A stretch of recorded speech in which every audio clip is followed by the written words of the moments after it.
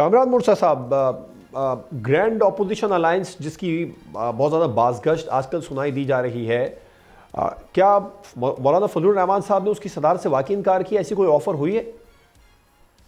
Offer ہوئی ہے نہ انکار کیا ہے، بلکہ اس میں جو ہماری ریزرویشنز ہیں اس کا جواب نہیں آیا۔ میرا خیال ہے 8-9 دن تو ہو گئے ہیں ہمارے، میرا اور اسد صاحب کا بیٹھے ہوئے، اور پھر اس کو رسپونڈ نہیں کیا۔ تو 8-9 دن میں تو ملاقات تو یقیناً ہوئی ہوگی ان کی، مگر کوئی آگے بات نہیں بڑھی ہے۔ تو اس وقت تو کوئی اچھی بات اس پہ نام نے مانگی تھی، نہ یہ ان بات چیت کا حصہ تھی کہ صدارت کون کرے گا اور وہ صدارت مولانا کو دیں گے یا نہیں دیں گے۔ یہ بات تو میرا خیال ہے گفتگو میں بھی نہیں آئی۔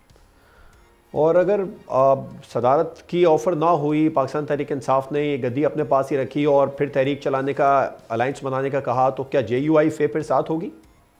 صدارت کے ساتھ میں نے عرض کیا، صدارت کے ساتھ تو اس کا تعلق نہیں ہے۔ جی اگر ریزرویشن دور کر بھی دی جائیں اس کے بعد بھی کیا جے یو آئی فے؟ دیگر ریزرویشن دور ہو جائیں پھر بات آگے بڑھے گی نا۔ پہلے تو دوسری بنیادی قسم کی ریزرویشن ہیں، جب تک وہ دور نہیں ہوں گی وہ بات آگے نہیں بڑھے گی۔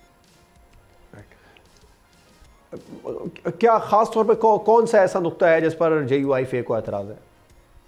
کچھ ہیں ہمارے آپس کے معاملات ہیں، کچھ ایسے ہمارے ایک تلخ بازی رہا ہوا ہے، اس کے بعد اب اس تلخ بازی کو ٹھیک بھی کیا ہے، مگر اسٹل جو ہے نا وہ کچھ ایسی باتیں ہیں جو جس کو ایڈریس کیا جانا ضروری ہے۔ کچھ نکات تو منظر عام پر آئے بھی تھے کامران صاحب، جیسے کہ فضل الرحمان صاحب نے کہا کہ آپ نے حکومت سے بات کی تھی، ہم سے جو مذاکرات حکومت کے ساتھ آپ کے چلے اس میں کم از کم ہم سے بات کر۔ یہ ان چیزوں کا حصہ نہیں ہے، وہ کچھ اور باتیں ہیں۔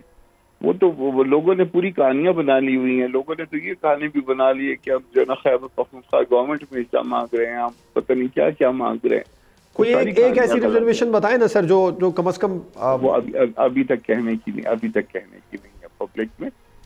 اس میں ہم آپس میں کوئی بات کسی نتیجے پہ پہنچ جائے پھر اس کو پبلک بھی کریں۔ سبسکرائب کریں اور بیل دبائیں تاکہ کوئی خبر رہ نہ جائے۔